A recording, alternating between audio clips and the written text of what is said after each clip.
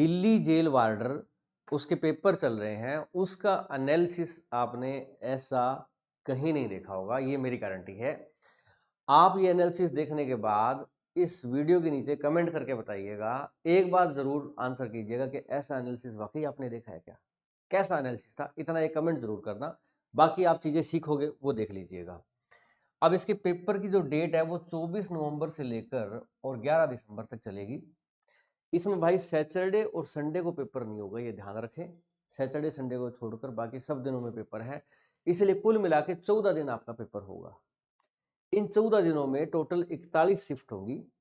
और अभी जो पेपर ट्रेंड में चल रहे हैं, इनमें किस सब्जेक्ट के कितने क्वेश्चन आ रहे हैं वो तो आपको पता है, 40-40। पर उसमें से टॉपिकों से कितने क्वेश्चन आ रहे हैं, जैसे हिस्ट्री से कितने आ रहे हैं, मैथ में अगर बात करूंगा तो मैथ में मेंसुरेशन से कितना आ रहे हैं, वो सब मैं उसमें बताऊंगा। कुछ मैं क्वेश्चन भी बताऊंगा आपको किस टाइप के पूछे गए थे, जो क्वेश्चनों की नेचर क्या थी। अगर मेंसुरेशन में पूछे गए थे तो मेंसुरेशन कौन से प्रश्न पूछे गए थे वो भी मैं आपको बताऊंगा, चैप्टर वाइज भी। तो वो पूरा विश्लेषण करेंगे। 41 शिफ्ट आपकी होने जा रही है, उसमें से अब तक 6 शिफ्ट हो चुकी हैं, 24 नवंबर और 25 नवंबर की। उन 6 शिफ्ट के आधार पर मैं कुछ चीजें बताऊंगा आपको। आंसर की इसकी 22 से 26 दिसंबर को आएगी, थोड़ा वेट करना पड़ेगा आपको, क्योंकि 11 दिसंबर तक पेपर ही है, तो 11 दिन और वेट करेंगे। टोटल फॉर्म यानी टोटल जो कैंडिडेट इसमें बैठने जा रहे हैं, जिनको बुलाया गया है, वो है 1,61,745। अपीयर जो होंगे, संभावित जो संभावना मेरे को लगती है जो इस 6 शिफ्ट के आधार पर, वो लग रही है 70 से 75,000 बच्चे आएंगे। और इसमें से तकरीबन 90,000 के आसपास बच्चे अब्सेंट रहेंगे। और फिजिकल जो है, फिजिकल में आपको 19,000 बच्चे बुलाने की संभावना है। तो यानी 75 में से 19 हो गया, मतलब हर 4 बच्चे में से एक बच्चे को बुलाया जाएगा फिजिकल के लिए। ये फिजिकल में 19,000 क्यों बुलाए जाएंगे, ये मैं किस आधार पर बता रहा हूँ। 2023 में भर्ती आई थी, 293 पोस्ट थी उसमें। फिजिकल के लिए 3343 बंदे बुलाए गए थे, तो 3,343। तो 293 का ये कितने गुना बनता है, मैंने देखा तो मैंने पाया कि 11.4 गुना, लगभग 11.5 गुना बच्चे फिजिकल में बुलाए थे। हालांकि काफी ज्यादा बुलाए थे। अब आए कितने थे, 1393 ही आए थे, इसलिए ज्यादा बुलाते हैं क्योंकि आते नहीं हैं। अब आए तब आप अगर इसका रेशियो देखोगे तो 5 गुना बच्चे भी नहीं आए। और जो पास हुए वो 734 थे, यानी कि पास होने वालों की संख्या तो सिर्फ 2.5 गुनी रह गई थी। उन 2.5 गुणों में से जो अच्छी मेरिट वाले थे उनको बाद में डीवी के बाद लिया गया। मैं अगर 11.4 गुना 1676 पोस्ट का करूं तो 19,000 बच्चे बनते हैं। यानी कि बच्चे ज्यादा नहीं बढ़े, पिछली बार 1,40,000 फॉर्म थे, इस बार 1,60,000 है, पर पोस्टें बढ़ गई, उसका फायदा आपको मिलेगा ही मिलेगा कट ऑफ में। अब आगे देखिए, अगर मैं रीजनिंग की बात करूं तो रीजनिंग में कोडिंग से 6-7, साथ में मैंने लिखा है मॉडरेट टाइप के थे। क्लासिफिकेशन से 4-5 क्वेश्चन इजी, सीटिंग अरेंजमेंट से 2 क्वेश्चन टफ, रैंकिंग से 1 क्वेश्चन इजी, ब्लड रिलेशन से 2 क्वेश्चन टफ, एनालॉजी से 4-5 क्वेश्चन इजी, मैथमेटिकल ऑपरेशन से 3 क्वेश्चन इजी, अल्फाबेट टेस्ट जो होते हैं उससे 4 क्वेश्चन इजी, अल्फाबेट सीरीज से 4 क्वेश्चन मॉडरेट, नंबर सीरीज से 3% इजी, पजल से 2 क्वेश्चन, पजल वाले थोड़े टफ थे, और लेटर सीरीज से 4 क्वेश्चन इजी। ये रीजनिंग का आपका विश्लेषण था। अच्छा, रीजनिंग अगर कुल मिला के कही जाए तो इजी और मॉडरेट के बीच की थी, मतलब मॉडरेट को छूती हुई सी थी, टफ ज्यादा नहीं थे उसमें। इजी ज्यादा थे, मॉडरेट उससे कम थे, टफ तो और कम थे, तो मतलब मॉडरेट से थोड़ा नीचे के लेवल की थी। अब अगर बात करें मैथ में, तो मैथ में नंबर सिस्टम 1, एलसीएम 3, सिंप्लीफिकेशन 4, और सर्च 1, एवरेज 2, परसेंटेज 2। परसेंटेज से बहुत ज़्यादा पर्सन पुराने टाइम में पूछे जाते थे, वो रहता था। इसमें थोड़ा सा इसको झटका लगा है, कम है। रेशियो से बड़े हैं 3, SICI से 2 और 1%, टाइम वर्क से 2, टाइम स्पीड से 1, ट्रेन से 1, पाइप से 1, मिक्सचर से 1, पार्टनरशिप से 3, जो कि ज़्यादा लग रहा है। असली मज़ा आया मेंसुरेशन। मेंसुरेशन से इन्होंने 6 क्वेश्चन पूछ रहे हैं। 6 में से आपके जो 2D से कम है, 3D से ज़्यादा पूछ रहे हैं इसमें।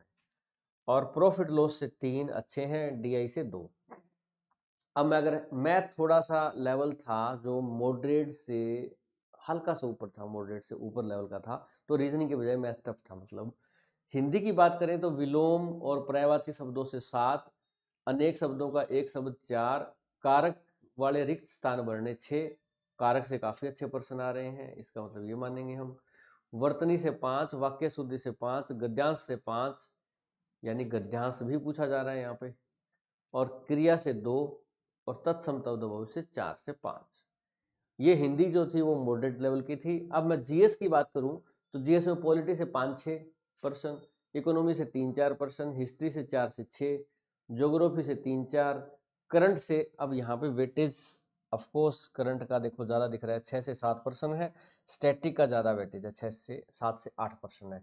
तीसरा जो नंबर आता है पॉलिटी का आता है 5 से 6%। अगर वेटेज की बात देखा जाए तो साइंस में 3 से 4% आए हैं, जिसकी साइंस बहुत बेहद कमज़ोर है तो वो चाहे तो साइंस पढ़ना छोड़ सकता है, इसकी बजाय वो क्या कर सकता है, बाकी जीएस के विषय जो उसके अच्छे हैं उसमें अच्छी रिवीजन कर सकता है।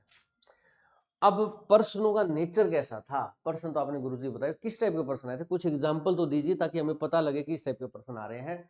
पॉलिटी में जैसे आर्टिकल 6, आर्टिकल 46, आर्टिकल 243 पूछा गया।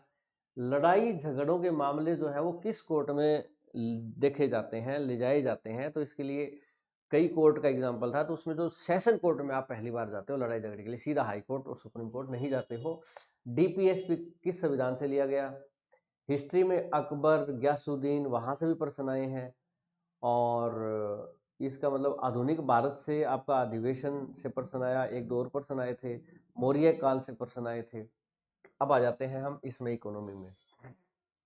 इकोनॉमी में सेबी से प्रश्न पूछा गया, रेपो रेट से पूछे गए थे, कुछ बैंकिंग से संबंधित प्रश्न भी पूछे जा रहे हैं, करंट के प्रश्न भी इकोनॉमिक्स से मिलते जुलते पूछे जा रहे हैं। भूगोल में पर्वत श्रेणी, नदी, भौगोलिक विस्तार, इन पे पूछा गया।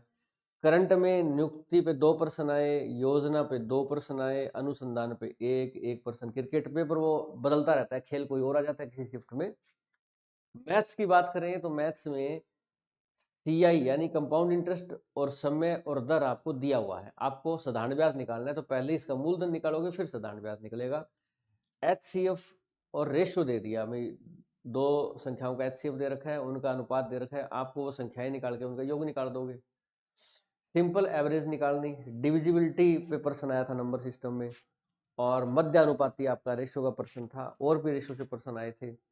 रेशो में ये भी था आय, खर्च और बचत वाला, ये दिया होता है जो। और डिस्काउंट में आपको सीपी और एमपी दिया हुआ था, उसमें कुछ निकालना था, डिस्काउंट ही निकालना था। निवेश का रेशो दिया था, भाई आपने इस रेशो में निवेश किया है 2 लोगों ने, उसका प्रॉफिट रेशो क्या होगा, थोड़ा सा इस हिसाब से आसानी प्रश्न था। मिक्सचर में चीनी 2 टाइप की दी हुई है, एक महंगी चीनी है, एक सस्ती चीनी है, एक एवरेज मिक्स करके चीनी का दाम निकालना है, तो वो मिक्सचर रेशो से कर सकते हो आप।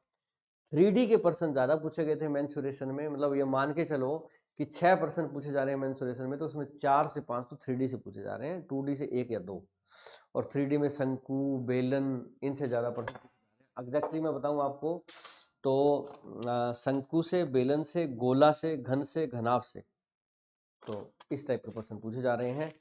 और अगर आपकी थोड़ी प्रैक्टिस कम है तो अगर मैं बता दूं आपको, आप नोटबुक एकेडमी जो एप्लीकेशन है उस पर जाके फ्री टेस्ट फोल्डर में अगर यहाँ जाते हैं तो उसमें आपको कई टेस्ट सीरीज दिखाई देंगी। थोड़ा नीचे की तरफ जाएंगे या फिर यहाँ सर्च कर लेंगे, सर्च का ऑप्शन है उसमें DSSB वार्डर सर्च कर लेंगे तो DSSB वार्डर टेस्ट सीरीज मिल जाएगी आपको, ये फ्री है, इसको आप क्लिक कर लें और इसमें आपको 5 मॉक मिल जाएंगे। ये मॉक जरूर लगा लें आप, इससे आपकी एक तो प्रैक्टिस हो जाएगी, अच्छा रहेगा आपके लिए। और अगर आप हमारा बैच किसी को रिवीजन करनी है, क्योंकि वैसे बैच की ज़रूरत है नहीं, कारण क्या है कि अब मतलब टाइम नहीं रह गया है, अब आपके पेपर चल रहे हैं, किसी के मान लो 10 दिन बचे हैं, किसी के 5 दिन बचे हैं शिफ्ट में, तो बैच आपको काम आएगा नहीं। फिर भी कोई बच्चा अगर सोचे बैच लेने की, उसको पैसे की कोई दिक्कत ना हो, तो वो बैच से ऐसे पढ़ सकता है कि वो काम क्या करे उसमें, DSSB वार्डर, इसमें बेटा मुझे दिखाई नहीं दे रहा, शायद आप देख लेना, इसमें मिल जाएगा DSSB का बैच अभी, ठीक है। उसमें करना क्या है आपको, एक काम करें, सिंपल वीडियो ना देखें, उसकी PDF दी हुई है साथ में, जो भी सिलेबस आप देखना चाहते हो, आपकी मान लो हिस्ट्री कमजोर है, हिस्ट्री में जाएं, हिस्ट्री में जाके और उसकी वीडियो देखने भी, जो उसकी पीडीएफ है, जो भी टॉपिक देखना हो पीडीएफ को 5 मिनट में रिवाइज कर लें। उसको जो क्लास 1 घंटे में होती है वो 5 मिनट में रिवाइज कर ली। और इसमें पीडीएफ इतनी शानदार है, चाहे आप पॉलिटी की देखें, चाहे आप हिस्ट्री की देखें, चाहे आप स्टैटिक जीके की देखें, आपको इतनी शानदार पीडीएफ मिलेगी कि आप देखोगे बुक से बेहतरीन कंटेंट। ठीक है, तो वो आप देख लीजिएगा। अभी के लिए इतना ही। इस वीडियो के नीचे बताइएगा जरूर कि आपको ये वीडियो, ये एनालिसिस कैसा लगा। ऐसे एनालिसिस मैं और भी लेके आऊँ क्या, या आपको कोई मैराथन करवानी है, कुछ प्रैक्टिस करानी है किसी की जेल वार्डर में, DSSS में जो सहायक हो, तो वो आप अपनी बात नीचे लिख दीजिएगा। वीडियो लाइक करें। All the best.